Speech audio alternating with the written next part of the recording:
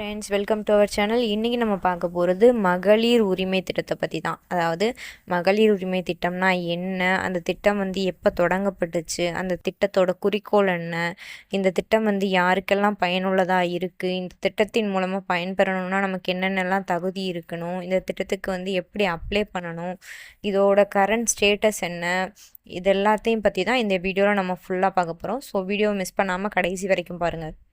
இந்த திட்டம் தொடங்கப்பட்டதோட முக்கிய நோக்கம் என்ன அப்படின்னு பார்த்தீங்க அப்படின்னா, வாழ்நாள் ஃபுல்லாக குடும்பத்துக்காகவும் குழந்தைங்களுக்காகவும் ஓடிட்டே இருக்க பெண்களோட உழைப்புக்கு அங்கீகாரம் கொடுக்கணும் அப்படிங்கிற ஒரு முதன்மையான கருத்தை முன் வச்சு தான் இந்த திட்டம் தொடங்கப்பட்டுச்சு. இந்த திட்டத்தின் மூலம் வருஷத்துக்கு 12,000 ரூபாய், அதாவது மாதம் 1000 ரூபான்னு சொல்லிட்டு வருஷத்துக்கு 12,000 ரூபாய் பெண்களுக்கு கொடுக்கப்படுது. இதன் மூலம் பெண்களோட வாழ்வாதாரத்தையும் வாழ்க்கை தரத்தையும் மேம்படுத்த முடியும் அப்படிங்கிற ஒரு முதன்மையான ஒரு கருத்தை முன் வச்சு தான் இந்த திட்டம் தொடங்கப்பட்டுச்சு. ஒரு ஆணோட வெற்றிக்காகவும் குழந்தைங்களோட எதிர்காலத்தில் வேலை செய்கிற பெண்களோட உழைப்புக்கு ஒரு தகுந்த மரியாதை செய்யணும், அவங்களுக்கு ஒரு அங்கீகாரம் கொடுக்கணும் அப்படிங்கிறதுக்காக தான் இந்த திட்டம் உருவாக்கப்பட்டது.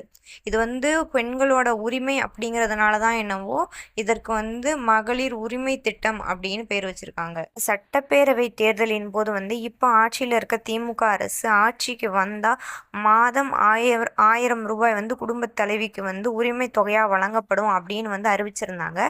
அதேபோல் கடந்த பட்ஜெட்டின் போதும் இதற்காக 7,000 கோடி ரூபாய் நிதி ஒதுக்கப்பட்டது. இந்த திட்டம் செப்டம்பர் 15ஆம் தேதி 2023ஆம் ஆண்டு அண்ணா பிறந்த தினத்தன்று அவர் பிறந்த ஊரான காஞ்சிபுரத்திலிருந்து முதல்வர் ஸ்டாலின் அவர்களால் தொடங்கி வைக்கப்பட்டுச்சு. இந்த திட்டத்துக்கான விண்ணப்பம் 2 கட்டங்களாக வழங்கினாங்க. முதல் கட்டமாக ஜூலை 24ஆம் தேதியிலேருந்து 3 நாட்கள் நியாய விலைக்கடை ஊழியர்களால் வீடு வீடாக கொடுக்கப்பட்டு அவங்கக்கிட்ட இருந்து விண்ணப்பம் வாங்கப்பட்டது. இரண்டாவது கட்டம் ஆகஸ்ட் 4ஆம் தேதி 5ஆம் தேதியிலேருந்து 16ஆம் தேதி வரை விண்ணப்ப விநியோகம் நடைபெற்றது. இதற்கான விண்ணப்ப விநியோகம் இதற்கு இடைப்பட்ட நாட்களில் நடந்துட்டு இருந்தது. அவங்க கிட்டேருந்து விண்ணப்பம் வாங்கி அதில் தகுதியானவங்களை தேர்ந்தெடுத்து அவங்களுக்கு மாதம் 1000 ரூபாய் செப்டம்பர் 15ஆம் தேதியிலேருந்து வங்கி கணக்கில் வரவு வைக்கப்பட்டுச்சு. இது வரைக்கும் 10 மாதத்திற்கான தவணைகள் குடும்ப தலைவிகளோட அக்கௌண்ட்டில் கிரெடிட் ஆகிருக்கு.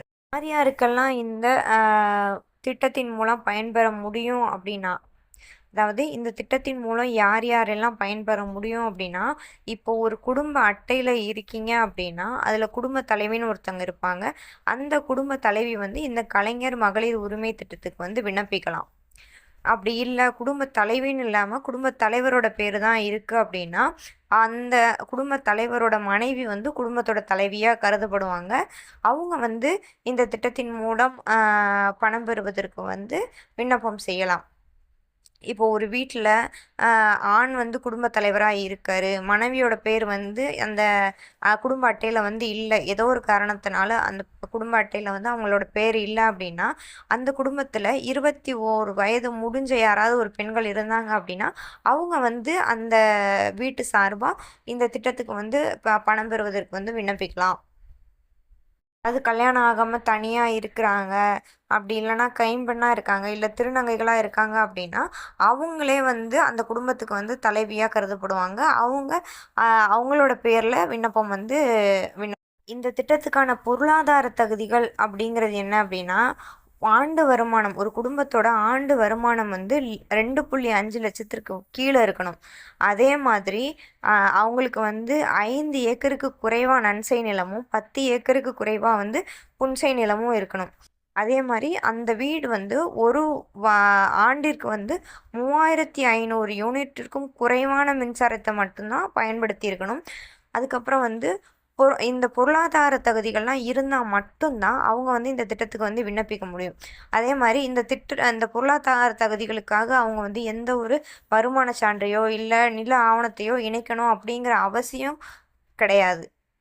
மூலமா நீங்க பயன்பெறணும் அப்படின்னா, எப்படி அப்ளை பண்ணணும் அப்படின்னு பார்த்தீங்கன்னா, உங்க குடும்ப அட்டை இருக்கும்ல ஒரு ரேஷன் கடை. அந்த ரேஷன் கடையில வந்து இத விண்ணப்பிக்கிறதுக்காக ஒரு முகாம் வந்து நடத்துவாங்க. அந்த முகாம்ல மட்டும் தான் உங்களால வந்து இதுக்கு வந்து விண்ணப்பிக்க முடியும். இப்போ ஒரு குடும்பத்துக்கு வந்து ஒரு அட்டை இருக்கு அப்படின்னா, அதுல ஒரே ஒருத்தவங்க மட்டும் தான் இந்த திட்டத்துல பயன்பெறதுக்கு வந்து இந்த திட்டத்துல வந்து யாரெல்லாம் பயன்பெற முடியாது அப்படின்னு பார்த்தீங்கன்னா, இப்போ யாருக்காவது வந்து ஆண்டு வருமானம் வந்து 2.5 லட்சத்துக்கு மேல் இருந்தா, அந்த குடும்பத்துல உள்ள உறுப்பினர்கள் வந்து இந்த அ மகளிர் உரிமை திட்டத்த பெறதுக்கு வந்து அவங்களால விண்ணப்பம் செய்ய முடியாது.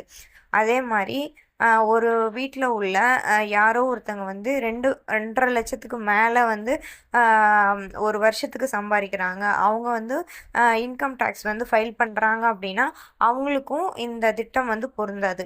அ அதே மாதிரி 2 லட்சத்துக்கு மேல வருமானம் ஈட்டி, அவங்க வந்து தொழில் வரி செலுத்துனாங்க அப்படின்னா, அவங்களுக்கும் இந்த திட்டம் வந்து பொருந்தாது. அதே மாரி இவங்க வந்து கவர்மெண்ட் ஊழியரா இருந்தாவோ, இல்ல பேங்க் எம்ப்ளாயி இருந்தாவோ, அப்படி இல்லன்னா ஏதாவது கார்ப்பரேஷன்ல, இல்ல கூட்டுறவுல இது மாரி அ அரசு சம்மந்தப்பட்ட ஏதாவது ஒரு துறையில வந்து அவங்க வந்து இப்போ வேலை பார்த்துட்டு இருந்தாவோ, இல்ல ஆல்ரெடி வேலை பார்த்து ரிட்டயர் ஆயிருந்தாவோ, அவங்களும் இந்த திட்டத்துக்கு வந்து விண்ணப்பிக்க முடியாது. அதே மாரி இப்ப இவங்க வந்து ஒரு ஊராட்சி மன்றத்தோட ஏதோ ஒரு ஆ இதா இருக்காங்க. நீங்களும் இந்த திட்டத்தின் மூலமா வந்து பயன்பெறதுக்கு தகுதியுடையவங்களா இருந்தீங்க அப்படின்னா, அடுத்த முறை விண்ணப்பம் வழங்கும்போது கண்டிப்பா வந்து அப்ளை பண்ணுங்க.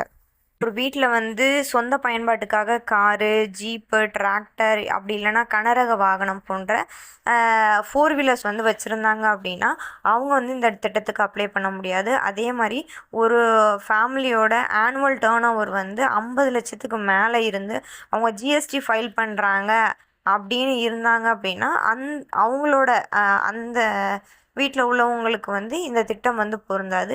அதே மாரி ஏற்கனவே வந்து சமூக பாதுகாப்பு திட்டத்துல வந்து ஓய்வூதியமோ, இல்ல அரசிடமிருந்து ஓய்வூதியமோ அந்த குடும்பத்துல யாராவது வாங்கிட்டு இருந்தாங்க அப்படின்னா, அவங்களுக்கும் இந்த திட்டம் வந்து பொருந்தாது.